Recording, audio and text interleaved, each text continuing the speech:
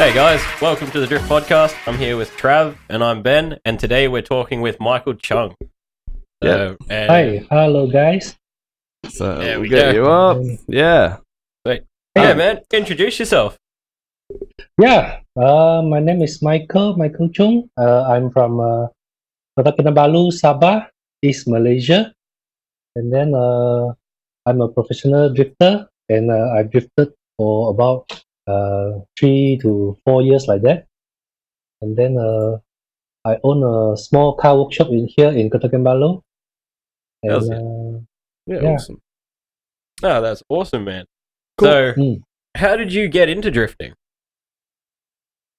I still remember that a long time ago, about 9 years ago, I watched drift, but I don't really appreciate what drift is in Singapore in the convention center there. But all the smoke's all coming in. We don't know what is going on.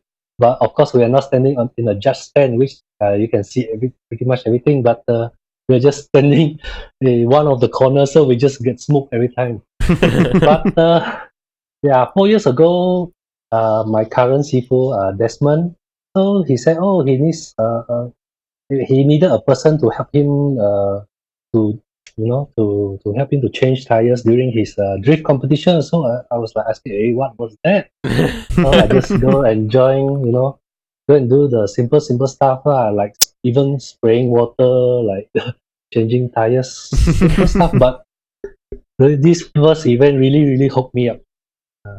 Then after that, then I buy my own car, and then slowly buy another car in West Malaysia and try to join as much event as I possible. So Cool. that's how I started. Yeah. That's a pretty cool way to start drifting, actually. Yeah. That's really interesting. Yeah, no, awesome. Join as a helper, right? Yeah. So, you said you had a few cars. So, which, let's say, 3 are your favorite cars? What was his first car? Well, what was actually, your yes. first What was your car? first drift car? Okay, my first car, it was no, it's still okay. Nissan Safiro. Okay. That's cool. Okay, inside there is a RB25 engine already. Okay. So there were so many drifters. They started with Toyota GL, KE70, small Okay. cars, right? But I started with this Safiro heavy and powerful car, which really drives me nuts because the tires that it consumes is really Yeah. even doing donuts really kills me. But this Safiro is my first baby, and I'm very happy to have it. Do you still have it? Yeah, I still have it. Oh wow, that's awesome. Yeah, cool. Yeah. Yeah, most people I don't still keep have their first car. I think Ben's the only other person that I know that still has his I first still car. have my first car. So. Yeah. Oh, cool. Sorry, can we please hold on because I cannot see your faces here. Yeah, no worries. Right, yeah. While he's doing that, what news have we got? So a little bit of Formula Drift news. Odie Bakshi's won 2 for 2. Yeah. So good on him. Dude's had some terrible luck. I'm like super stoked for him. He's put a lot of effort in and good advertising for his business. He makes some quality suspension. So Yeah, that's awesome. cool. We have High Tech Oil's Drift Series on this weekend. So if you're going down there, head down and support Brendan. He got a wildcard entry into Pro-Am, and he's going down there with his basically just literally 1 week or 1 month out of Reggio IS200, and he's going to be competing in Pro-Am with it. So Okay. best of luck to him, and hopefully he does good. Yeah, cool. And on top of that, we've got the big Pro Series as well there, so that'll be interesting. The G1 GP. G1 GP. All right, done. Awesome. We'll run through the we'll news get through quickly anyway. Yeah. While we're at it. Yeah. Sure. Go ahead. Yeah. So the High Tech Oil is down in Wakefield. Wakefield. Yep. And yeah, we had who won G1 GP. G1 GP is held during Ebisu Matsuri. Yep, the first day, isn't it? Or just before the first day? It can be it's usually just before the weekend, on the Friday before the Matsuri weekend. So Kev Flynn won, Lane Launder second, and Falsto Yukio came third. Fausto's one of the mechanics for Power Vehicles. He's been there at least a couple of years now, I'm pretty sure. So, well, yeah, or at least a year. congratulations to So, those guys. no, it'll be a couple of years. Yeah. So, yeah, he's a nice guy. Last year, the year before at November Matsuri, he actually rolled his JSX100. That was one of the big ones. And I think he busted his collarbone or something like that in the roll on Nishi course. So, good to see him come back from that. Yeah, so yeah, he's doing well. Any other news that we know of? There was a D1 GP round coming up soon. Yes. I think it was June 6th or something. 29th of the 6th is Tsukuba Drift. Yep. Which will be interesting. Lots of high speed entries and yeah, cool stuff Tsukuba's like a cool that. track, so cool. Awesome. Well, that's the news out of the way anyway. Yeah. Back to what we were talking about. After your Safira, what other cars have you owned? What are your favorites? Oh, back to you, Michael. Sorry. Oh, yeah. Sorry, you were saying which one was my favorite? What other cars do you own other than the Safira that you own? Oh, okay. I got 180SX in West Malaysia, which already inside has 2 JZ, water methanol, but using a normal fuel. It's 600 horsepower. Oh wow! Okay. Very nice. Yeah, And that would then, be an expensive tyre bill. And what type of fuel do they run over in Malaysia? Sorry? What type of fuel is run in Malaysia? It's not ethanol. No. No? The petrol station proclaimed that they are using a 97 octane fuel. Okay. Yeah. Okay, so that is pretty similar around pretty close to to what we Australia have. Yeah. and stuff then. Yeah. Yep. Okay, cool. Yeah, so Yeah. But really, really sad that Malaysia doesn't have this ethanol, such as Thailand, right? Thailand, they got their own, refinery, so they can produce E20, E85 even you can fill it in their petrol station. So which is really cool. Yeah. Okay. Cool. Yeah. Nice. all right, that's cool. And that was in Thailand, was it? Yeah. Thailand. Yeah. They have the. Okay. Cool. Yeah. Awesome. Mm. So yeah, other cars then. Yes, I got another one, 180SX in.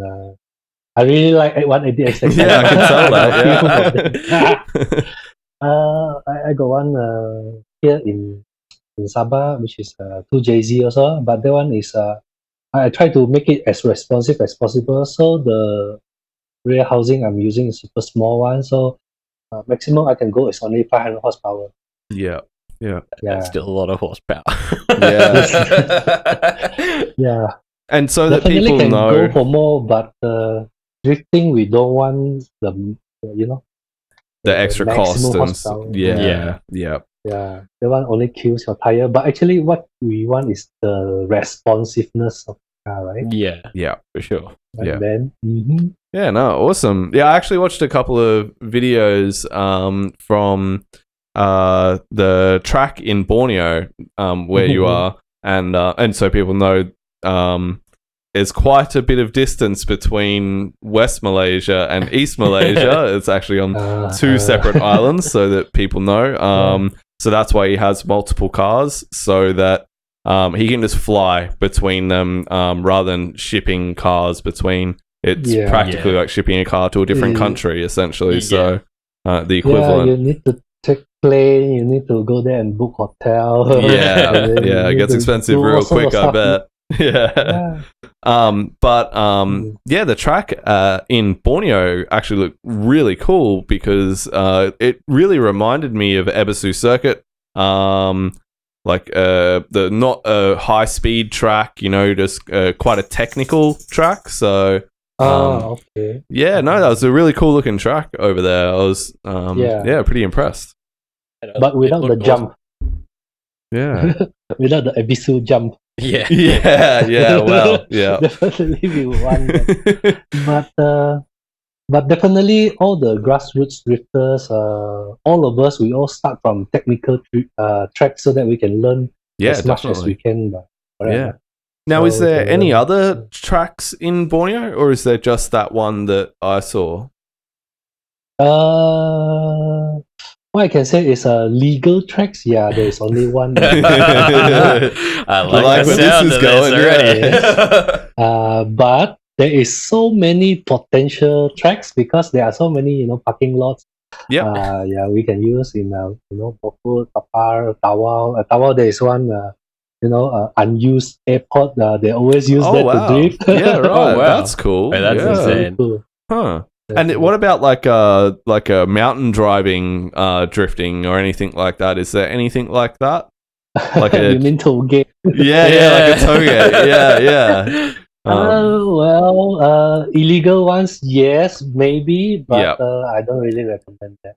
Yeah. Yeah. But would you say Legal that ones, there's anyone in Borneo or Malaysia that does do street drifting and illegal street drifting and stuff like that? Is it a little bit common or not really? Previously, it was common before I started drift. Oh, really? Yeah, Yeah, cool. yeah, it was quite common until there are two rampage already. They are like the whole roads are theirs. They don't care about the rules already. So Yeah. the police put a stop to it lah. But Yeah. I don't really like this kind of stuff. Yeah. Yeah, Yeah. sort of what Yeah. happened. Yeah. Yeah. Yeah. Oh, that's cool. Yeah. That's interesting. So how long do you reckon people have been drifting in Malaysia then? Oh wow! In Malaysia, Like when did it become like a little bit popular, do you think? I don't know how many years ago, but around 2009 or something like that, there is a Okay. Formula Drift in Malaysia. Okay. There was one round in Malaysia, but after that, if I'm not mistaken, the track was not so safe, so they didn't want to continue to organize event in Formula Drift. But ever since then, everybody start drifting. Yeah. They do every weekend drift. They do all these kind of thing. Very very fun in Okay. West Malaysia. Yeah. Yeah, right. that's cool. So in West Malaysia then, how many tracks do drifting and how often do they do drifting over there? Like legal Oh. drifting, I'm talking. Oh yeah, definitely. There are a few tracks over there. Penang got one. KL got a few. Got Sepang. The Sepang International Motorsport Circuit. Yeah. Over there they do the drift there, and also the Elite Speedway, and also in Malacca. Malacca there's Malacca there's also one. And there are a few also lah, because they also same with us. They try to apply motorsports license and to organize events in even parking lots and stuff like that.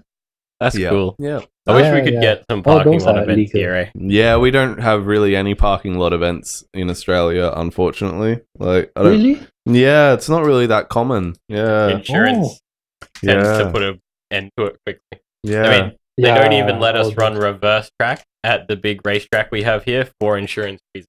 yeah. Yeah, big race.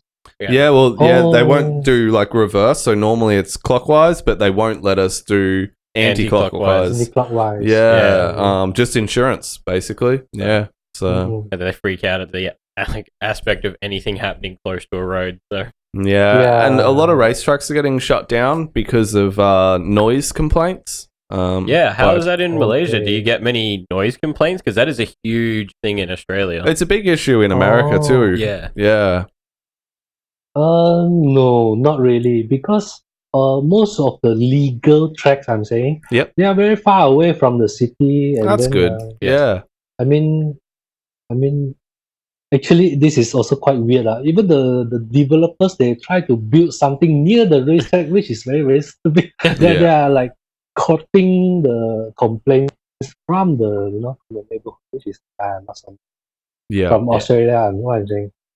Yeah. yeah. But I thought Luke Ping, he is organizing a lot Yep. of events. Yep. Yeah, he is over Yeah. here. Yeah, he does Drift Challenge Australia over here. Mhm. Runs Archerfield Drift Park, and he Yeah. puts on heaps of regular events, which is really, really good. Yeah. So, no Yeah. excuse not to Mm. drive, basically, in Australia. And when or I was Queensland, anyway. Yeah, and when I was talking to you, you said you actually met him before as well. Yeah. How did that happen? I met him twice. Both of them also at the same place in Malacca. So the first time it was King of Nation 2016, I believe. So I go there and watch only. But 2018, I think.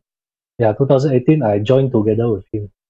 Oh, that's cool. Yeah, awesome. Yeah. So you got to basically compete with him. Yes, correct. Yeah, that's awesome. Yeah, awesome. Not exactly tandem with him, but practice tandem. Yes, practice tandem. I still remember he was driving his V10 BMW. Yes, I remember that one. That sounded really good. Yeah. Really, really good. Yeah, awesome. This guy is a really, really fun guy. I really like to discuss with him, talk with him, and play with him. I really learn a lot from him.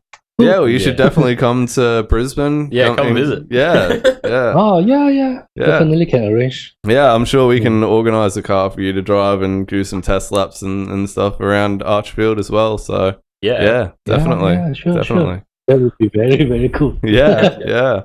Got the questions up there. But you were saying, is it? Sorry. Saying legally, like practice or stuff like that. Yeah. He's Well, Luke Fink actually manages a racetrack in Brisbane. Oh, okay. Yeah, so it's like he looks after and runs all of the events at the track. It's open every Thursday night and at least every second Tuesday and every second Sunday. Yeah, so wow. Yeah, really often. You can go drifting there, and it's really affordable as well. So super focused for drivers, which is really, really nice. And it's only about 15-20 minutes drive from Brisbane City. So. Oh, okay. Yeah, so it's really close by, which is handy. We don't have to. It's not like we have to drive 2 hours to go to the racetrack. It's literally 10 minutes from my house. So I wish I Oh, okay. But you were saying affordable. How much was it? Okay, so is it $70? It's $60 to drive. $60 to drive 4 hours. 4 hours. Yeah. So you get there at 4 o'clock and they close at 8. Yeah. So at night. Okay. Yeah. At night, yeah. So you go after work basically, and it's an open track layout, so you can drive on and drive off at any time, and you can just keep doing hot laps. There's no start line, so you can do like 10 laps in 3 or 4 minutes, and you just be like, oh, okay, I've blown my tires to bits, and then you have to go off and change tires. Yeah, actually, it all depends on your tires. Well, there's a tire changing machine at the track as well. They have a tire shop at the track and everything. So yeah, it's all there. It's all there.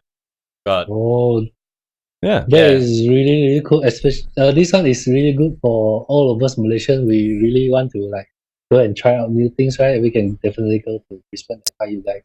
Yeah, definitely. Yeah, come right here. That's cool. That's cool. Right. Next question. So what's the story behind your shop and a bit of a history on it and everything? Oh, okay. Okay. Just short story lah. Okay, just short story. We started this workshop, VMK Auto Workshop, for about 5 years, but VMK and with me, Michael, so left Michael already. The two left already. So I was able to like change a little bit of the focus of the workshop.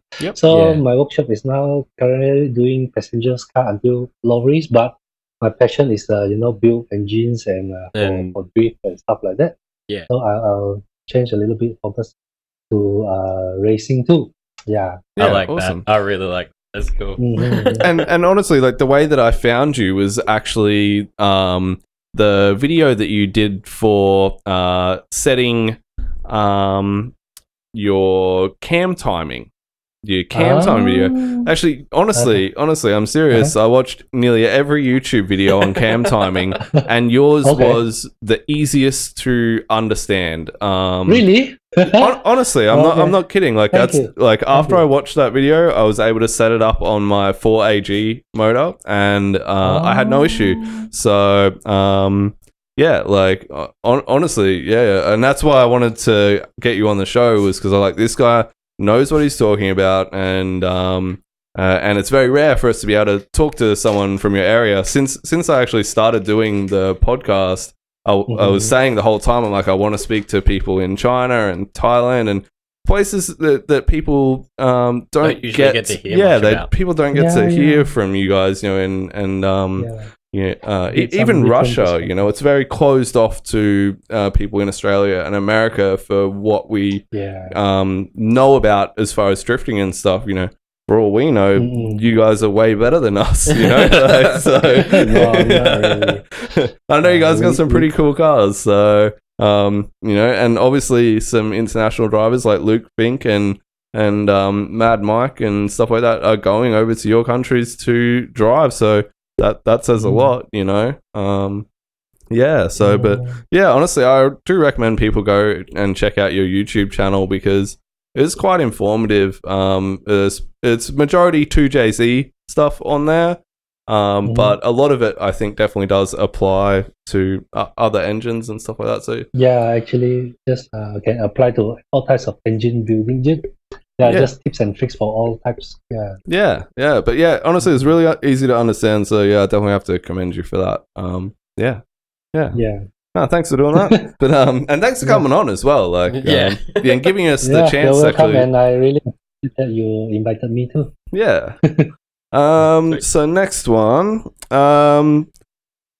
I spoke to you beforehand, but just to tell us whereabouts you have drifted, if you've drifted overseas or only in West and East Malaysia. Oh, okay. For now, I just drifted in East and West Malaysia only, but I plan to drift overseas if the budget allows lah. Yeah. Starting from Thailand first, then after that, then go further. We'll see how. And how much would that roughly cost for you to go drift in Thailand? Just like a guess amount. Like, are the cars expensive to buy in Thailand, or would you ship a car from Malaysia to Thailand, or how would you go about it if you were to do it? Oh, that's a really good question because I've already researched a lot about it too. Okay. So there are a few very, very good racing team in Thailand. Yep. And they can, build your car, and then they can maintain your car at a very, very top condition so that you can just go there and, relax, go there and just drift. So it is not so expensive to own a car over there.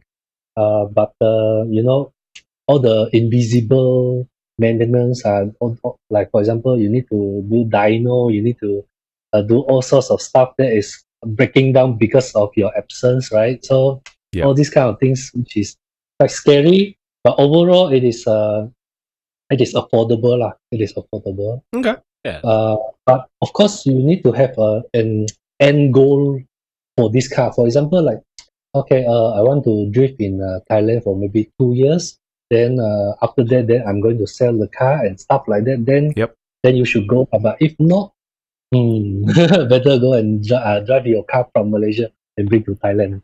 Yeah. And you can, right? Yeah. And so would you do competition or just for the experience of drifting different tracks? Sorry, what's would you go to Thailand for competition drifting, or would you just go for fun and experience of drifting in another country? For me, I think competition would be good. Yep. Because if for fun, I can just do it anywhere. Because the Thailand, the expenses could become much higher. But if go there for competition, that will be a wise move lah. Yeah, awesome. Yeah. And because the competition level over in Thailand is so much greater than in Malaysia. Okay, I was just about to ask that. Although they started later than Malaysia, but they are picking up so fast that their cars are getting faster. The track is getting bigger. The traction is so much, and then wow.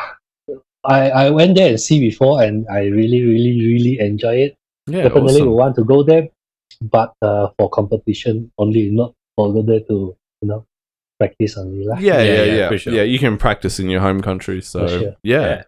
And what type of car would you consider getting in Thailand? Like, what are the common cars in Thailand to drive then? Thailand definitely Safiro.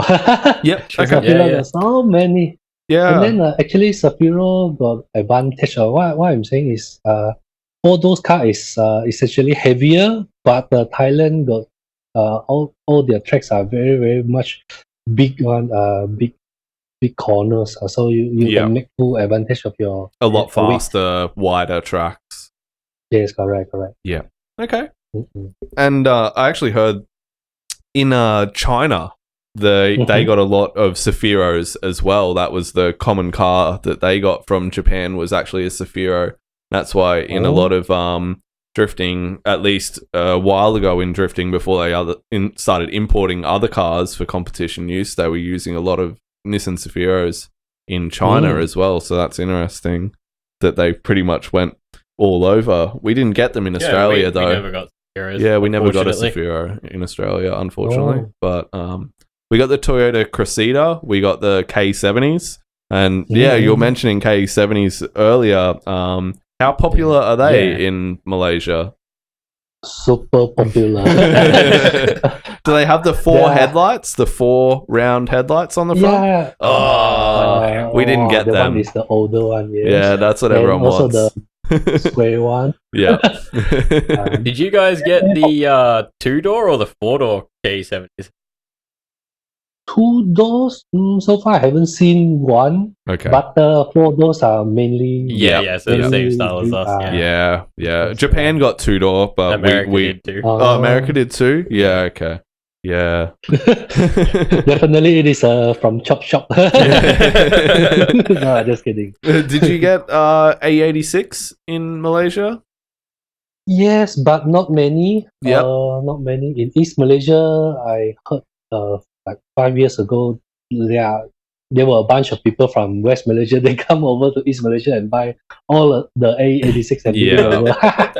Yeah, and there were not many A86, but still a lot in West Malaysia. Okay. Yeah. Yeah, there's quite a few in Hong Kong as well. Hong Kong has quite a lot of A86s. Yeah, For some reason, there's a lot floating around in Puerto Rico as well. Yeah, Puerto Rico is really popular for A86 too. A86 in Singapore, really not many. Yeah. Because it's about it. Huh? Oh, I was going to say, how about the new 86s? New 86? Oh, there are a lot. Okay. There are a lot in Singapore. Yeah. But in Malaysia, I mean, on the road there are a lot of two, but for drifting, only 1 or 2. Yeah. That's the same as Australia, though. They're not really cheap enough in Australia yet to be common for drifting. Yeah. I thought Australia's currency is so much stronger than Malaysia, so like GT86. Things still cost very similar amounts, you know. America, so we still pay quite high tax on cars in Australia compared to other countries as well. So like from new still, so cars generally hold their value for quite a lot longer than America and stuff. So yeah, but I mean, like, Australian dollar is actually quite weak to the American dollar. I think last time I looked at, we were getting 65 cents to 1 American dollar. So it's not really super strong in comparison. Yeah, so we still pay quite a lot. I think you got the other way around, but it's okay. Yeah. One Australian dollar gets 65 American cents. Yeah. But if you're comparing with Malaysian ringgit, you are 3 times as strong. 3 times stronger.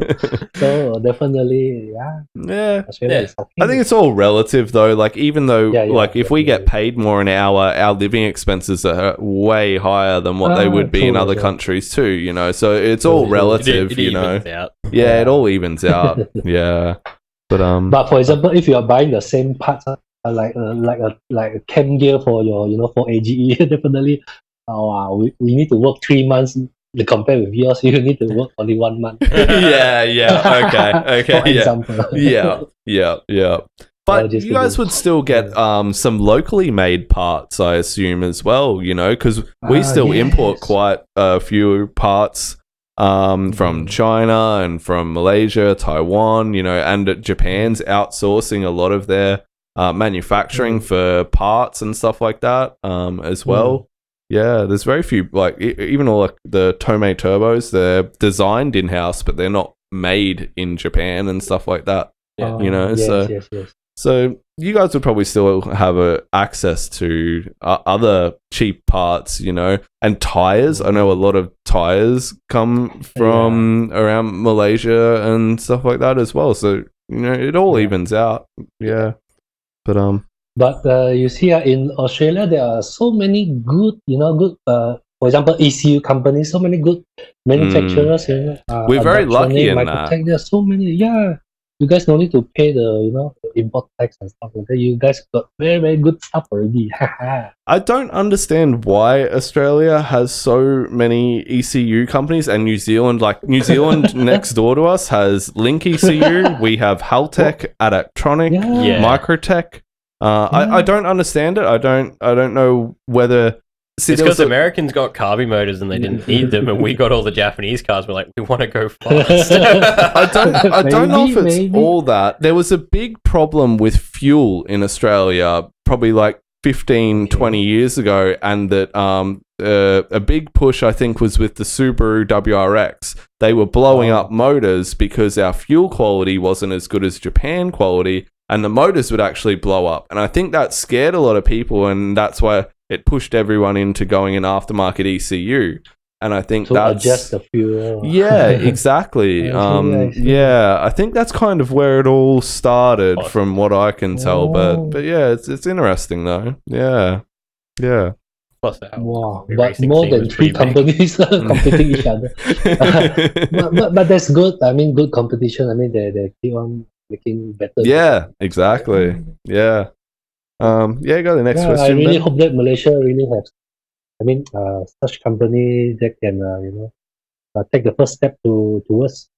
And see, we had drifting technology stuff, because I still think that Malaysia is quite, lack of this technological exposure. I think. Yeah. Even Thailand is so much better than us. Of course, Australia is small. They can create their own, ECU and stuff like that. That's really.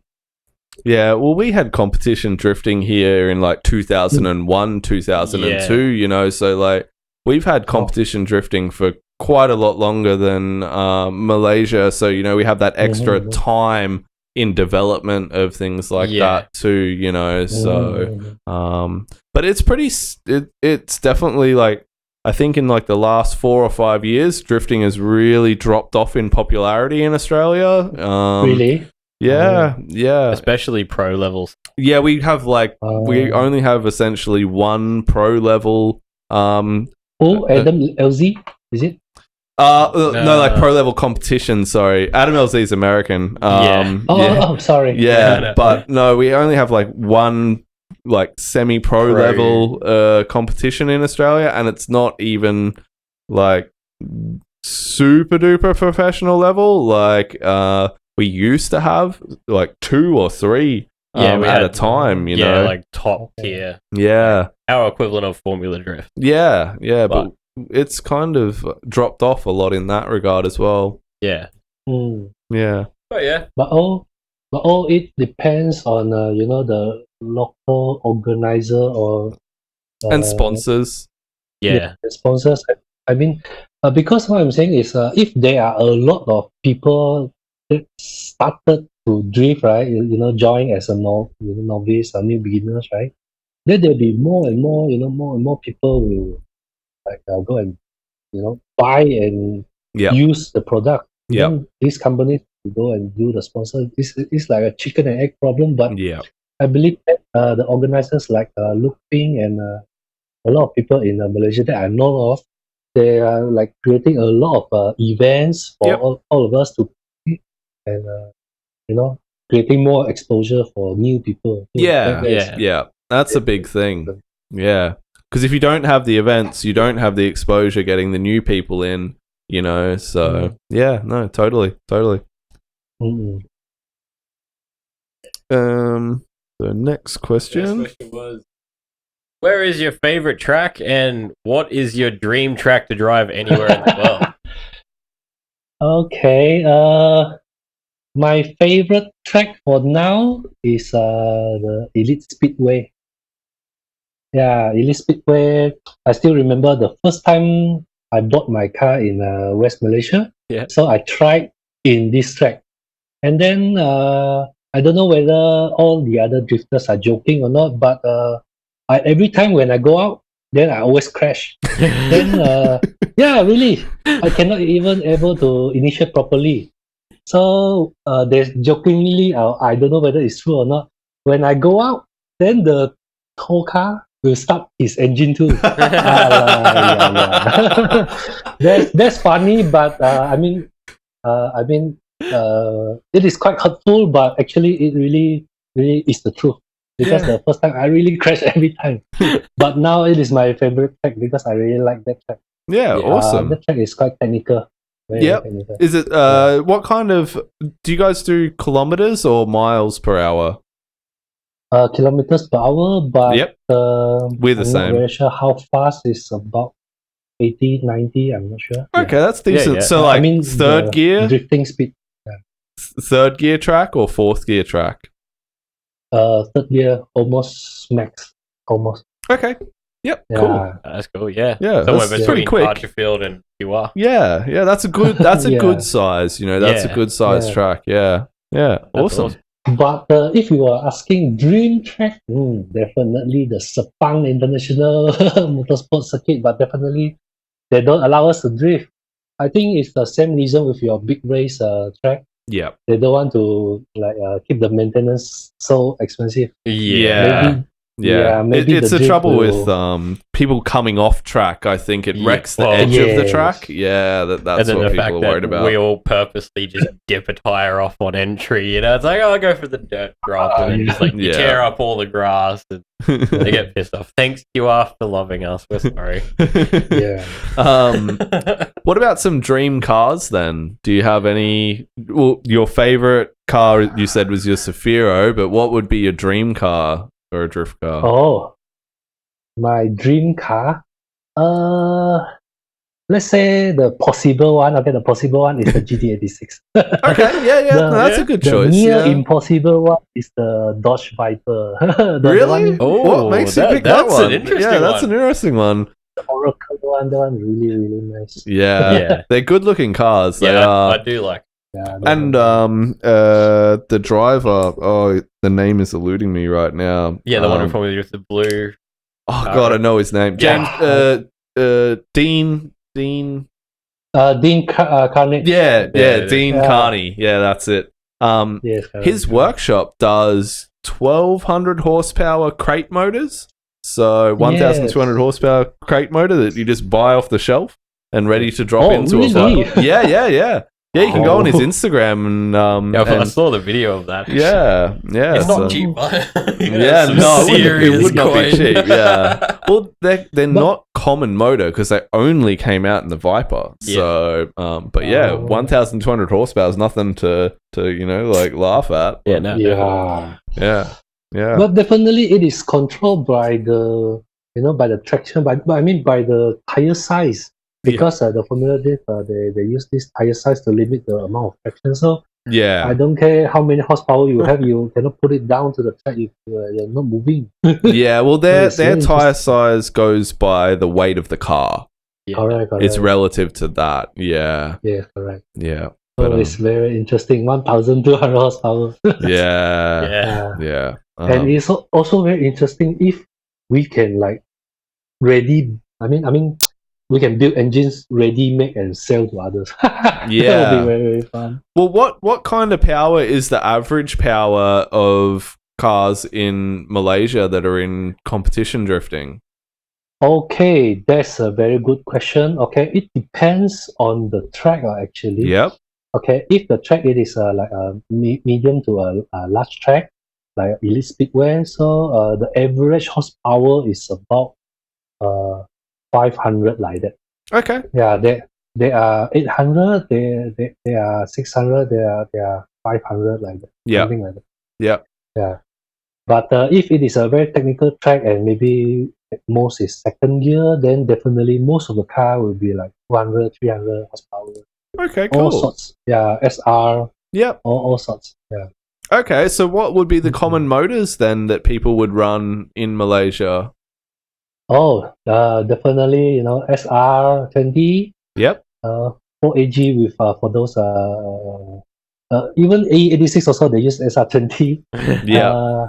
Yeah, one JZ, two JZ, and only one Tengku Dijan is using the V8 LS3. Only one. Sorry, Oh, LS7. yeah, right. Only one person, and the Yeah. rest is two JZ. Okay, that's Yeah. interesting. Yeah. That's cool. I like That's that. a good mix, you know. I like that. Yeah, That's a yeah, good yeah. I'm good with Very that. similar to Japan style, I guess. Then, Yeah. like not Yeah. many LS and yeah. But over here, the RB is not so popular. The RB25 not so popular. Interesting. Yeah. Do you know why? Oil pumps. Mainly because of the potential or because of the amount of money that you have to pay to increase the horsepower until Yeah, once you 500. go over 500 Yeah. horsepower, it can get Yeah, quite expensive the oil on them. pumps is starting to fail and stuff like that, or the oil starvation definitely. Yeah. Yeah. Yeah. Let's not talk about that. I'm He nervous. has I'm nervous enough as it is with my 34. Oh, okay. Yeah, he has R34 You can four just door. change your to N1 oil pump or something like that. Yeah. Yeah. It'll be all good, right? Disassemble it. You see, I have to drive this car to work every day, so pulling it Ah. apart and doing stuff to it sucks. Don't need to pull all of them, just the oil pump. Still work on one day off. Did we talk about how often events were held? Yeah, actually. How the often trucks? do you guys have drift events over there? Is it like every weekend or every 2 weekends, or how does it go? Oh, okay. Actually, it depends a bit. It's 2019 we all know, but 2020 before you go and practice. Look, hang on, I think hold you're on. breaking I think up a little bit there. Check your headphones. I think they've come out a little bit. It's coming with a lot. Okay, can you guys hear me? Check your headphones into the laptop. Yep, I think that's better. Yep. Okay. Oh, Yeah, sorry. Sorry. So I was saying that last year we practiced almost every weekend. Oh, true. But if you are saying about competitions, last year there isn't any competition in Sabah but in this year there will be definitely four events. Yep. In West Malaysia there are a lot of events. Almost one competition every month. Oh, Okay. true. Something like that. Yeah, once every month. That's cool. So And what about sometimes practice? Practice in West. Okay, practice. Previously, there is one circuit they call it Speed City. So every weekend, every Saturday afternoon to even night, they also do drifting. So Okay. every weekend they got drift. But now Speed City has closed down already. So like everybody go to their own respective drift practice, but we don't really practice together. Yeah. And how Yeah, often that's- do they go? Like maybe once a month to practice then now, or That one I'm not very sure. okay, that's okay. Yeah. But most of the drifters that they appear during events, during competitions. Yeah. Would you say that there's a lot of grassroots entry level competition as well Yes. for like can say the that really most of the- beginners like competition? Yes. Yep. But you can say that most of the competitions they split into two. One is a novice category, then the other one is expert categories. Okay, cool. Yeah, Yeah. awesome. So all the new beginners can immediately join. Yeah, Oh, that's awesome. cool. Awesome. Yeah, I like that idea. We don't really have anything Yeah. like that. I mean, if you guys got We got enough DCA, numbers, Yeah, like, it you has- guys well, can there do isn't that. like a dual event where there's something that beginners can join in the same event as pros, just have it split into two sections. That's DCA. Yeah, but Yeah. DCA is like And Rally, when Rally was doing the Yeah. event center, they had that. But no, that's good. At least people can. Did you have a question that you thought of? yeah, no, that's fine. Younger people getting into drifting in Malaysia. Do you think it's getting more popular, or the same, or less, or? I would say that it is not getting as popular as other motorsports.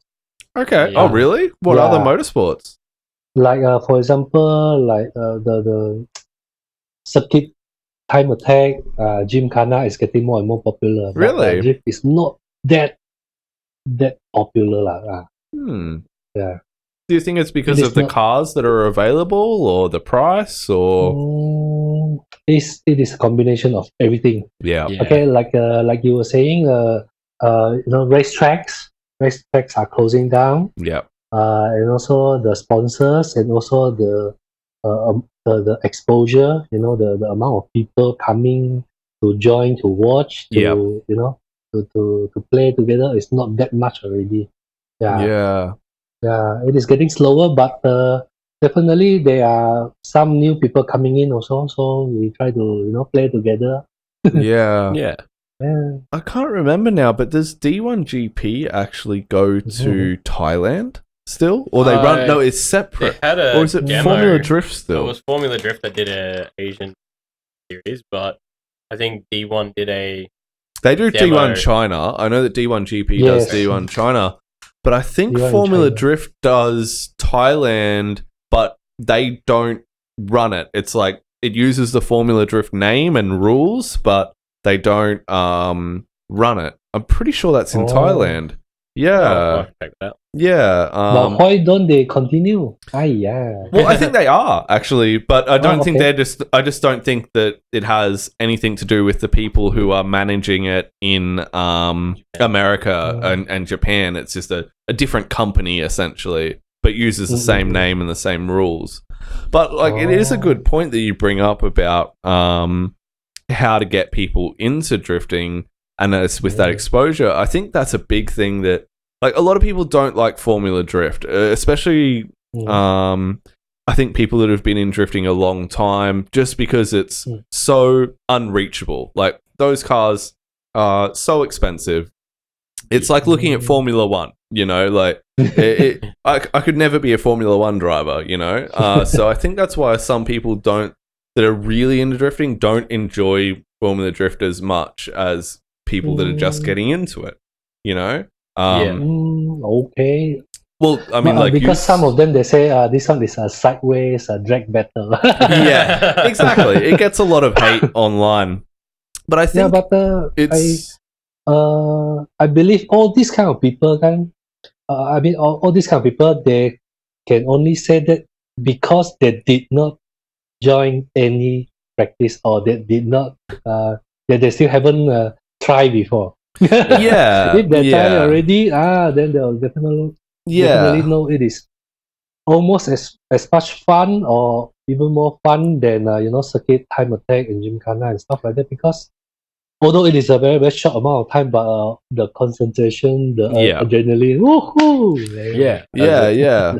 Well, I think the good thing that Formula Drift could do is for the worldwide is even if it does run at a loss, I think it's something that's needed to get people interested in drifting. Formula Drift coming to places like Malaysia, or imagine if Formula Drift came to Australia. They did.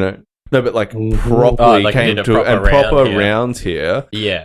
That gets people that aren't really into drifting to actually come and watch Formula Drift and then go, oh, I want to do this, and just like it happened in Malaysia, maybe they need to do something like every 5 years or something like that. Do like a special round in a country that doesn't really get to see much drifting, especially if it can be on TV, just to get people interested, That's Yeah. a really Yeah. Yeah. hopefully Formula Drift will be able to like even they come nearer to Malaysia, for example, go to Australia. We Malaysians may go over to Australia to compete. Yeah. Yeah. Yeah. That's really cool. Yeah. Yeah, Um, that like I mean, Ireland. Mhm. Ireland's a really small country. Mm. And they have a lot of drifting in Ireland, and it goes on TV. Like people watch it on Yeah. TV, and that gets Mhm. a lot of people interested. Like I work with an Irish person at my work, and he's into drifting. Like knows about it because he's Irish. You know, like, Oh, really? That's how. Like Okay. everyone in Ireland knows about drifting. You know, it's a big thing over there. So I don't making just steal all that A86. yeah, but it's just like making it mainstream in that way through TV. Yeah. I think helps. You know, Yeah. get It's also like the general public's perception of sport as well, you know. How yeah, it's portrayed Yeah. over in the general public too, you know, like from the origins of drifting being in the streets, a lot of it, even the older people that come into my work have a very negative. yeah. In view Australia, of looking at drifting. drifting is a very negative thing in Australia. Yeah, they don't really? really. Yeah, yeah. Okay. You're like a hoon. Yeah. And it's always on the news, like people street drifting and stuff like that. And All these kind of bad apples. yeah, exactly. Yeah. But actually, I believe not only me, I believe all the drifters, we all learn, defensive driving techniques from the track. Oh yeah. So we can apply it directly to the road, so we can get lesser crash and safer on the road too. Yeah. That's what I believe as drifters. We can learn so much from track. Yeah, definitely. And it's better than doing drugs. So Yeah. Yeah, so much better than that. But it is addicting to drifting. I'm talking about drifting. Yeah. Yeah, you want to ask the next one? Do you support any other drivers through your business, or is it just Your own cars. own cars or your cars, or do you support another driver? You know that with your cars when you're not using them, or is it only you that drives them? Yeah, I did that too because since the car is there, just might as well just borrow or rent to other people. Mhm. Yeah. I got once borrowed to a good friend of mine, Buzai. He's a very, very good drifter, and I want to learn something from him. So I said, I just borrow you the car for you to join the competition. So he just pay all the tires and come to join the competition. Also. Yep. Yeah. I really, really learned a lot from him because he got a lot of GoPros here and there. So Yeah, and it's different seeing someone else drive your car, as well. Like, and especially if they drive it well, then you're like, damn, I can't blame the car for me not being able to drive well. The driver, like, oh, what? You can do that to the car? What is that? What was that? Why can't I do that? So like I have to do slow motion and see. Oh, that's how you do it. Okay. So that's what I do I do support some other some drivers. friends. Yeah, no, that's awesome. Awesome. So what's your future plans for your driving then for the next, I don't know, let's say couple of years? Where do you see yourself, man? Yeah, what's your goal? Yeah, that's a really good question. Actually, I plan to go for international drift. But I'm now currently setting up a team first because I know the importance of team. Yeah. Because currently I'm just doing everything now, like marketing, engine building, Yeah. paying all the expenses. Plus and, YouTube. YouTube, logistics. Yeah. It's a lot of work. Yeah. Yeah. Definitely, like even changing tires. So during events, I try to do everything, and in the end, I wasn't able to perform 100%. So that's what I'm looking to improve it for this year. And then actually, I try to contact I tried to contact one of the Formula Drift drivers in US, and I asked him whether I can work under him. But maybe I'm asking for too much. Or maybe he got too full of crew already. So yeah. See, I wasn't think able to execute. a lot of them, or at least over half the field, they don't build or anything their Yeah. own car. A lot of all them are company built. built by the sponsor, and it's just a lot of it's just arrive and Okay. drive. Yeah. Yeah. And Mm-mm-mm.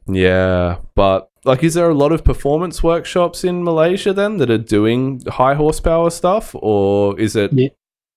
like the drivers are the ones building the cars in Malaysia? Do you think? Not all of them. Okay. Some of them. Yeah. Yep. Some of them are like me. We build our own engine and we do them. We drift on them. But some of them they just get somebody more professional to do for them. Yeah.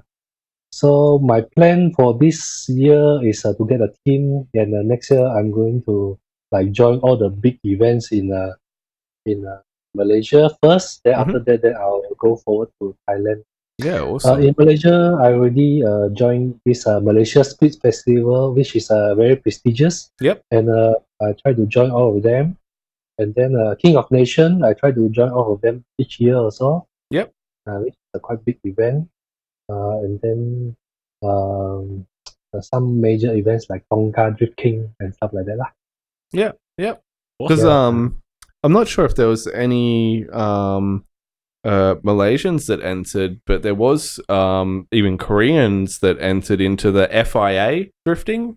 That was in Odaiba last year, I think it was. In China too, is it FIA? Japan. Yeah, Japan only. I think I only did the one event for FIA, but there was two drivers from South Korea, from China, from Russia, America.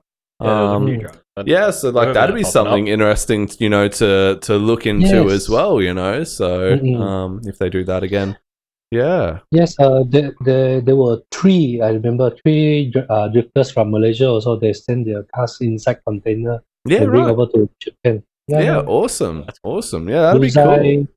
Fujian, yes. Yeah, awesome. Very, very cool. But the expenses, yeah. Definitely, you need to have a good marketing team to do that. Yeah, and really good sponsors and stuff like that to help you through it. Yeah, definitely. And probably like sponsors from like an international brand, that can still make money from that in Japan and stuff like that as well, So that's correct. Yeah, very difficult, like especially for doing it all by yourself. Definitely, because for now, drifting is still growing, but in Malaysia or like you said in Australia, it is still perceived as negative. But it can become better and better. It couldn't become worse already because it only can become better because the population is so many, right?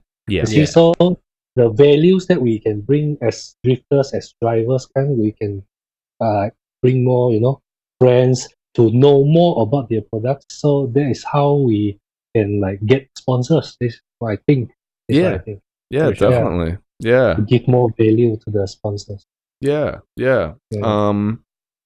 What was I gonna say? Did you have any other questions? We had a few people asking questions. Oh, did we? So if we want to go through those. Yeah, I'll have a quick read through there. I can't really read that from here, so you might have to read them, Ben. I got your glasses on, man. Yeah, there you go. There's the thing. You can just scroll up and down through it.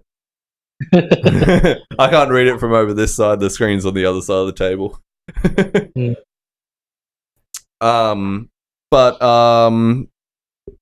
Your YouTube channel, what's the plans and goals? Do you have any goals with that, or plans, or just see how it goes, or Okay, my plans is for 2JZ. I'm slowing down already because my daughter was just born. Oh, and, congratulations! Thank you. Yeah, man. And then the 2JZ. Why I want to purposely make this as 2JZ is because I want to like tell everybody about the strength and weaknesses of 2JZ, Yep. which only 2JZ has and other engines, Yeah. Yeah. is not so related to. For Mhm. example, like what's the maximum horsepower for the original conrods of the 2JZ? Yeah. Yeah. 600-700 like that. But that is not so relevant for so many people. Yeah, it's like very niche, only Yeah. being for Yeah, people who own super niche. 2JZ. Yeah. But my plan is slowly I'm going to change it to more on tips and tricks for engine building for all sorts of cars. Yeah. This, Yeah, awesome. Yeah, that does really well, and like even just doing long videos, even on like porting heads and how to port heads and things like Okay. that, like they're really interesting videos, and everyone has a different way of doing things like that as well, so yeah, and it's good to see that you're doing it all organically, and I saw that you got 1,000 subscribers, that's a big amount, Yeah, man, like that's so good. yeah, without having to because pay for previously- it, so yeah, yeah, we don't need to pay for Yeah, for the exactly. yeah. For Facebook, yes. Facebook is really a big leech. Oh yeah, it's a pain. Yeah. But yeah, Because previously I studied in National of University of Singapore in mechanical of engineering, specialized in automotive. Awesome. So so I really like about cars and stuff like that. Yep. But practically I don't have experience, so I keep on learning myself, do myself, and I became a lecturer in a school in Singapore, Yeah. Institute Right. of Technical Awesome. Education.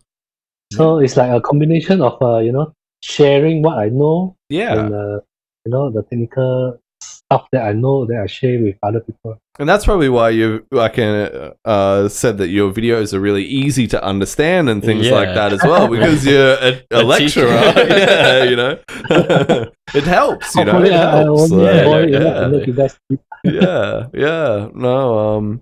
And how long have you been building engines then?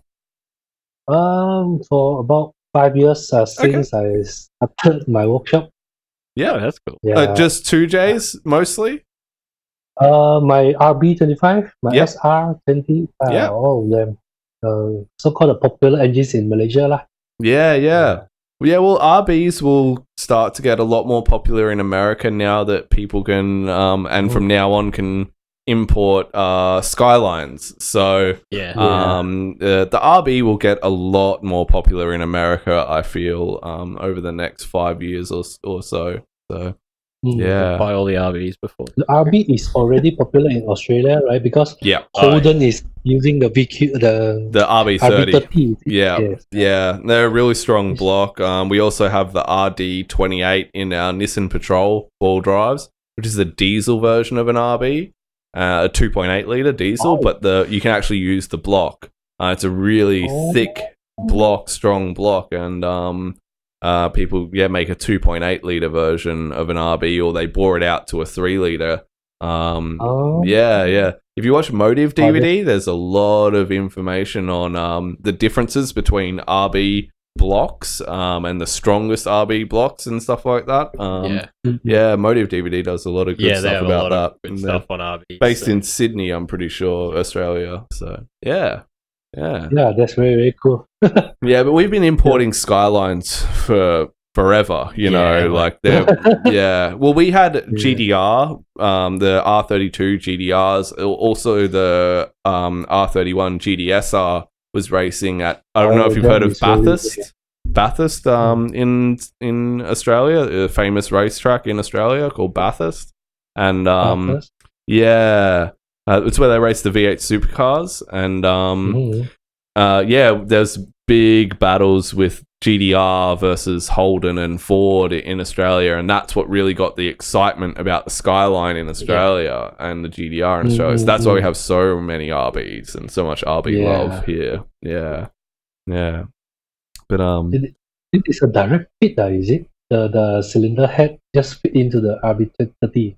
Yeah, the RD28, yep, and the RB30. Yeah, they all just like bolt on. Like, obviously, you're going to do like a few upgrades while you're doing it. You know, you'll do oil system upgrades and head drain upgrades and stuff like that. But yeah, like, I mean, if you wanted to, you could literally just bolt a factory head on the factory block and just go for it. You know, it might not last forever, but it'll work. You know, like That's not easy. Yeah, like we have some really high horsepower RB26 and RB30 in Australia, like over 1,000 horsepower. I think we hold one of the records for like the highest horsepower. I'm pretty sure, the Nitto GDR holds the fastest street trim GDR record in the world at this point.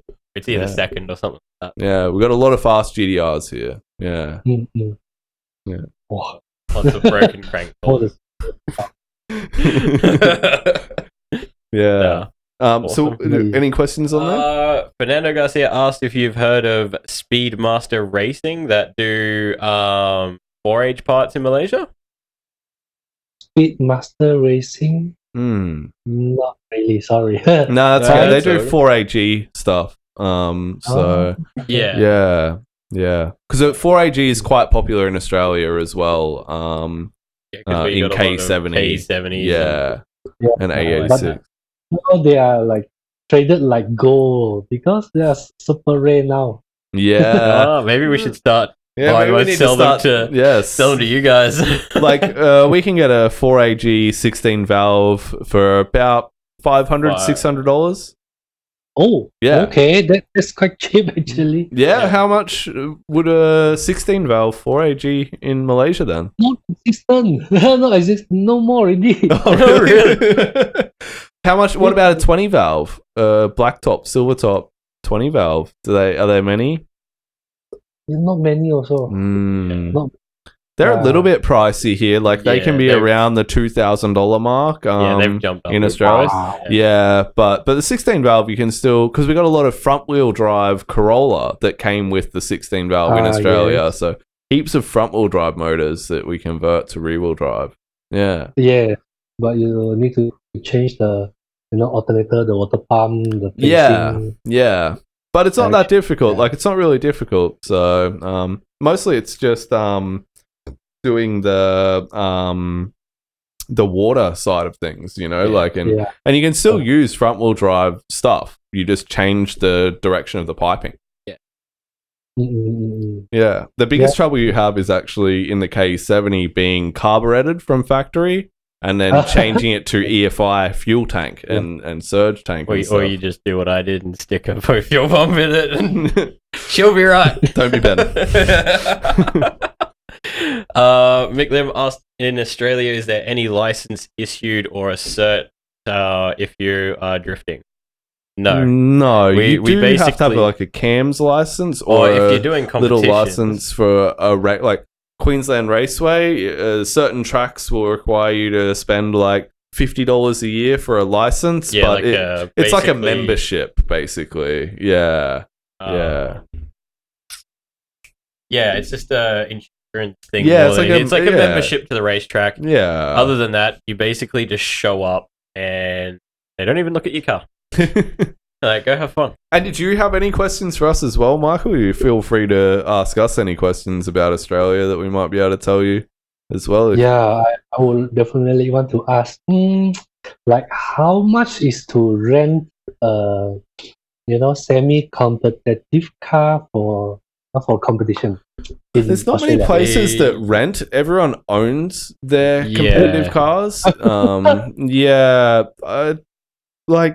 It'd be something I'd have to look into, but it would still be quite expensive, I think. Yeah. But I don't know how much they are to rent in other countries. So honestly, I would have no idea. The person to ask would be to ask Luke Fink. If anyone's going to know, it would be Luke Fink. So and he'll message you back. He's good. Fink's really good. Yeah, if you message him on add Facebook. him on Facebook and send him a message, he'll know. Yeah. I'll try to ask him because it is a very good. Good thing to tell our Malaysia friends also, like roughly how much there, so that we can prepare our expenses and go there together at the same time. See, there's not a lot of competition here though, so it's like maybe just the fun driving, you know. Tuesday or Thursday. And honestly, like I don't think you need a high horsepower competitive car if you're doing fun stuff. Like you'll probably learn a lot more in a lower powered, cheaper car that you know the owner maybe doesn't care as much about. You know, and I'm sure that Luke Fink would be able to hook you up with something like that too. So, Sure. Yeah, like I mean, like we have the R31 Skyline. They're super cheap. Like you can generally pick. They come with the RB30 and $1,200. Yeah, $1,200 diff and some coilovers, and you go have fun. The Ford Falcon, AU Falcon, sub $2,000. Yeah, you less got a than bit of 2,000 Australian Australian history to go drift around in. You can drift those, you know, like you can go drifting. You can buy a car, you know, that you don't even sell at the end of it. You just scrap it, you know, and it'll cost you like less than $2,000 Australian. Or you could buy like an averagely set up Sylvia just for track for probably about $6,000. And you could consider that, like, I don't know what it's like to import a car back to Malaysia, but you could consider coming here, buying a $6,000 to $10,000 Australian dollar Sylvia and importing it back, you know, after you've driven it here. Or a JZX. Yeah, or a JZX 100 or anything like that, you know, and you'd probably work out financially better to do something like that too, you know, so there's those options buying as well. And selling. I don't know what it's like to import a car from Australia to Malaysia. It's super expensive because of the container and you know maybe the tax and stuff like that. Yeah, but you know maybe it works out cheaper, maybe you know than buying a car in Malaysia because you could essentially there's a lot of cars like having 500 horsepower RB25 in Australia is not it's not uncommon. Like they're quite common to find a high horsepower that will come with like a Haltech or a Link and a GT 3076 turbo and be making like 500 horsepower, you know. You could probably get that car for about $15,000 to $20,000 depending on the car and what wheels it comes with and what type of car it is, you know. So they're quite affordable like for what they are, like in comparison to a lot of other countries, you know. So that's quite cool, quite affordable also. Yeah. So, but you know, there's no competition here there isn't any like high level competition here enough to you know warrant big sponsors. You know, drift cars. Yeah, there's not that much, isn't you know? You just have like medium level cars, you know, the less than 500 horsepower cars, you know, that run in the Drift Challenge Australia that Luke Fink runs and things like that, you know. But you can be quite competitive with a 500 horsepower car that's set up correctly. I think it should be okay. Yeah. Should be more than enough. More than enough. Like that's like really competitive car if it's reliable, you know. So yeah. If that gives you ideas on prices, you know. So rough idea. Yeah. That's really. What other questions do we have, Ben? Elaine asked about what Michael's future plans were. We ran through that one just before. Yep. And if drifting is popular with the ladies in Australia. No. Yeah. You'll get a lot of dudes coming up to you here. We're like, your car's awesome, man. I don't think I've ever been approached by a woman at a racetrack. But maybe they're talking about female drivers as well. Female drivers. There is a few. There is a female-only competition in WA. Yeah, in Western Australia. Well, it's not competition. It's an event. An event. Which fun day. Are trying to push more worldwide in Australia, which will be really cool. Yeah, that only has girls driving. Yeah, so that's really cool. Go back and check one of. So I forgot the number. Yeah, to be around 18 or something like that. We did an interview with those guys about it. That's really cool. Yeah. Other than that, they're not as popular. I would say it's like 1 in 20. Yeah. It's something like that. In Malaysia also the same. Yeah. But Elaine is one of them. Elaine is a drifter. Oh, okay, true. Sabah or something. What type of car does she drive? She drove the K70 last time. Nice. But, she sold the car already. Yeah, damn. Maybe she'll get an A86. You'll upgrade. She'll just come buy yours. You never drive it. Yeah, but she's now in Hong Kong because her husband moved there. But at the end of the year, she'll be coming back to Malaysia. Then we'll be drifting together lah. Yeah, she can buy a A86 in Hong Kong then. Yeah. And bring back. But the import tax in Malaysia is really crazy. Yeah, it is in Australia too. We pay tax if I import a car. So if I buy a car in Japan for $1 Australian, just $1 is what I pay for the car in Japan. And by the time I get it here, that car is going to cost $9,000. Wow. Yeah. So like, you pay tax, stamp duty, the shipping cost. Yeah, shipping's only like $1,200 to drive a car onto the ship, but tax, it gets up there, I see. And we have a luxury car tax, so like Tesla, Ferrari, and stuff like that. They get taxed like 40 or 50% when they bring them in. It's just something ridiculous. Stupid amount. Yeah, so they're not very common here, like if you compare that to Italy, like say a Lamborghini in Italy is like 80,000 Australian dollars. That same Lamborghini in Australia would be like $300,000 to $400,000, like because it's so difficult to get them, like in comparison. So yeah, so it's relevant, man. Like cars are expensive, and there's some of the cars that are cheap, So yeah. What is the AP system that Michael Way is talking about? AP system in Malaysia. Yeah. Is it like the permit to come back to Malaysia? Yeah, I'm not sure. He said at least Australia does not have the AP system like in Malaysia. Not sure. I'm not very sure about Australia one, but the Malaysia one you need to purchase the AP and certain we call it how to say the datuk, or how to say, like it's not government official, but only some people got the license to buy AP. Okay. Yeah. Right. So what is the AP? Like exactly then? What? Sorry? What is AP? Like what does it stand for? Or some permit, I forgot already. So it's like an import compliance. It's to do with the importing. To bring the like in. A tax type of thing. Okay, yes. Thanks, Elaine. Yeah. Awesome. Oh, it's like it's a permit. Yeah. Okay. Okay.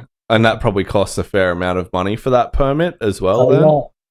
A lot. Because like Malaysia and Australia, we both have our own national car, so definitely all the exactly. Well, we are only allowed to import cars. Currently in Australia, we're only allowed to import cars that aren't sold in Australia. So if you can't go to Toyota and buy a JZX100, then you're allowed to import the JZX100. That's kind of how it works. So we can get cool cars, but we can't get all of them. But that could change. We did an episode with a very famous importer in Australia, and at the end of this year, a lot of the laws are changing in Australia for importing cars. We'll have something similar like America has. Yeah, we'll have something very similar to America, where it's like a 25-year and older cars can be imported into Australia. Hopefully, it all works out. So yeah. Did you guys manage to get some cars during that period of time? Yeah, there was a lot of cars that were imported to Australia before the laws changed in about 2005, 2006. And before then, like we got a lot of Safiro and Laurel. Yeah, GTR, JZX90, all the GDR. We were allowed to import GDRs still, even now. FD RX7s. Yeah, we got some FD RX7s. Sylvias and stuff like that. Yeah, and the 180SX. Yeah, there's quite a few. The other thing that we can do in Australia is if we move to Japan or America or Europe, if we live there for over 12 months and we own a car that we buy there, we can bring that to Australia. Yeah. Yeah. So In Malaysia, yeah, we got that system too. Ah, true. But Yeah, need cool. to stay over there in more than 1 year or something like yeah. Okay. that. Cool. Oh, that's cool. Yeah. Uh, Did you have any other FFG? questions for us, Michael? For now, not much, but I got a few more about your channel. So, Yeah. you guys do a lot of this kind of interview with other drifters too? Yeah, we're trying. Yeah, we got a yeah. lot. I've got a big list of people who I want to get to, and it's difficult to with time zones as well. That can be it's a lot easier with you only being 2 hours behind us. It's not too Yeah. bad, and Japan's only 1 hour behind. But when you have to talk to America or Europe, that can be a little bit more difficult. But yeah, we want to do a lot more interviews with people like yourself that aren't like super high level In you the know, mainstream media. mainstream, So, like, you know, bringing the more the little guys, unspoken yeah, drift Yeah, scenes but to I light. You believe know, that, like we love hearing about it. but I believe that if you guys are keeping your pace, I believe definitely you guys will be able to interview all the big boys. See? Yeah. we don't Yeah. necessarily want to like I want to talk to those guys and stuff like that, but I always want our focus to be on the people that don't get to talk about what they do Yeah. ever. They never get that chance, you know. That's what our point is. We want to give the guys like yourself that, you know, you're never going to be on the really big podcast in America, you know, because they only talk to guys in Formula Drift, you know. Yeah. So Yeah. whereas We we'd want to to bring share the some untold experiences. stories yeah, into light. yeah, you know, so we want to get the little guys out there that have interesting stories, you know, and learn some new things, you know. Exactly. So Oh, yeah, thanks for inviting me. yeah, Oh man, it's been great chatting to you. yeah, no, it's Yeah. been awesome. So Definitely will want to see you guys. yeah, definitely, Yeah, man, you have to come visit.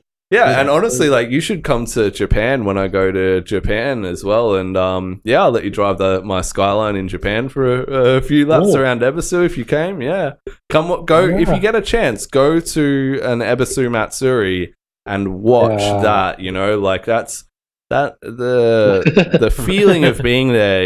It's crazy. It's crazy. It's different. You know, must go. Yeah. Some of my friends went already, and then they are asking to go together. So go, honestly, go, do one. Yeah. Don't do summer though. Don't do August. do May or November. Don't do August. May It's too or hot. November, that means Yeah. it is end of spring or autumn. Yes. Is it? Yeah. Yeah. Okay. Yeah. Okay. Do those ones. Yeah. Yeah.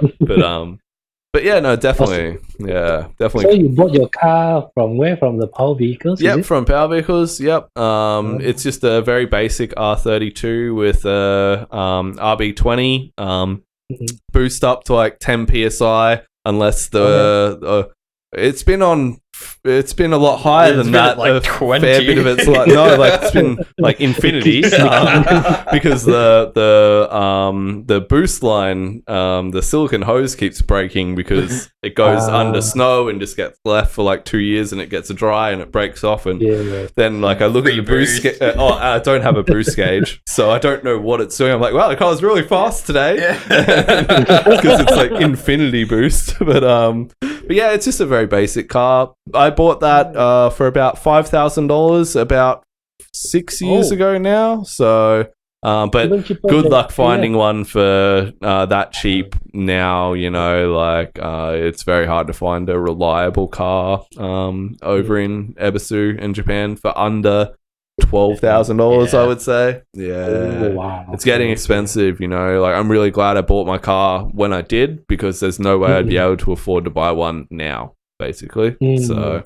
yeah. So that means even if you want to sell your car, you're making an earning, is it? Yeah, but it's broken at the moment, so yeah. I broke But the suspension so in the front, so I need to fix that. But I'll never lose money on it, you know. Yeah. But like the holiday is really expensive. The holiday, it's like about $15,000 for me to go do 1 week of drifting at Ebisu. So yeah, so big trip. It's very expensive. So that's like, $11,000 to go do 1 week of driving at Ebisu. Okay. Yeah. So But 1 full week. one of full drifting. week. Yeah. Yeah. 8 Oh, right. 8 a.m., 8:30 to 4 p.m. every day, 7 days straight. And Ebisu's good because you have there's 5 tracks that are available to drift almost every day of the year. So yeah. So yeah, it's cool, but it's expensive, but it's cool. You need to, make the time and arrange to go. Must go.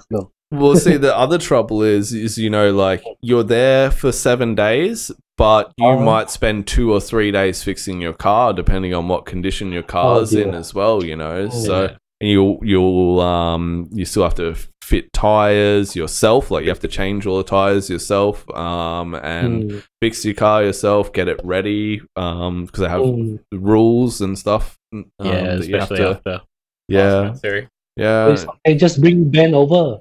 I want to, but I he's told him to always bring working. me last time. Yeah. I was like, I'll be your pit crew, and then his car broke, and he didn't know how to. Yeah, so, but yeah. But the flights are quite cheap. Like, so if I was to fly from Brisbane to Tokyo, that would be about $400 Australian. So return flight. So yeah, it's quite cheap for us to fly to Japan. So yeah. For us, maybe 2,000 to 3,000 ringgit, Oh, okay. So how much is that in Australian? which is about less than $1,000. Yeah. Okay. Yeah. Cool. Yeah, that's still. How come we are so near? It's only because we have like near. only like one airline flies that cheaply to Japan, basically. Like and the other airlines are around like $2,000. It's just this one really, like, they don't even give you food. You have to pay extra for Shut food. Up, you fly. Yeah. You have to pay to watch the movies and everything on the flight. You don't get anything. Yeah. You're lucky to get a seat. How long is the flight? Then you have to watch how many movies. Yeah, it's 9 hours. It's 9-hour flight. So it's a few movies. Yeah. And you always get through the last one like halfway. Yeah. And you're like, damn, I don't have the end of that movie. Yeah. Okay, that's cool. Yeah. There is another place I have to go. Brisbane Definitely. and Yeah. Ebisu. Yeah, definitely. It's like That's cool. the dreamland of drifting, it's unbelievable until you see it, Even for Japanese people, like giving them rides in my car and stuff like that, it blows their mind, yeah, because it's at a zoo. So people come to the zoo and they see drifting. Okay. They're like, what's this? Yeah. So when I was there in November, I was patting a baby tiger, and then I went and hopped in my car and drifted. It's the weirdest place in the world. Okay. But must go. Okay. Yeah, gotta go. Awesome. Well, let's leave it at that. Thanks heaps for coming on, and thanks for having me too. Yeah, I think we'll definitely talk again. Definitely, we'll catch up again and see how you're going, and come visit Australia. Yeah, come visit Australia. Definitely come to Brisbane. And yeah. Try to do that. Yeah, man. Definitely. Yeah. Definitely. We'll find you a car to drive. All right. Awesome. All right. Well, we'll chat to you again soon. Awesome. Yeah, sure, no problem. Okay. Thanks, man. All right. Bye. Bye. Okay, bye. Wait, actually, Loxy brought up a very good question. Mm-hmm. Yeah, he's like, why aren't there many Holdens and Fords in drifting here? Yeah. Now, the funny thing is they're actually starting to become a little bit more popular. Recently, like maybe the last year and a half, Falcons have just started popping up more and more. And I've seen a few Commodores getting around now. There was a VN at the last drift day, and there was a couple of VE Utes getting around in the pro competition. So they are coming along now. As your previous question said, RS15's common here. I saw 2 on the way to Trav's house, so Yeah, they're pretty common. they're pretty there. Like, Yeah. Not like crazy not like common, everywhere, you but know? you'll definitely see them. you'll probably see one almost every day if you're out on the road. Yeah. Yep. So Did you answer that one about Holdens and Fords? yeah, that's fine. Yeah. They're becoming more popular now. Yeah. I think that's pretty much all of them. Yeah. So thanks heaps for listening, guys, and We'll catch you next time. Yeah, and in hopefully on a more regular schedule. Yeah, sorry for not uploading for the last 3 weeks. We've been on holidays and everything like that, but Fixing things and stuff like that. Yeah, we normally upload every fortnight. You can also listen to us if you don't want to see our ugly faces. You can also listen to us on any podcast app like Spotify or Apple Podcasts, Google Podcasts, all of them.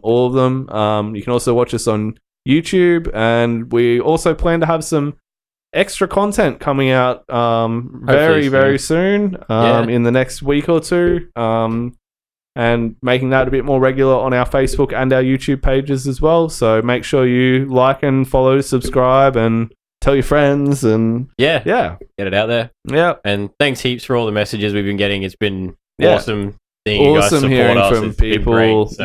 and from people who say that like they're thinking about selling their drift car, and then they started listening to us again, and now they're really keen on it, and they want to go back out drifting again. That's awesome to hear. That's why we're doing it, to give drifting the attention that it's needed for a long time, I think. So, and talking to the little guys, that don't get their voice heard. So.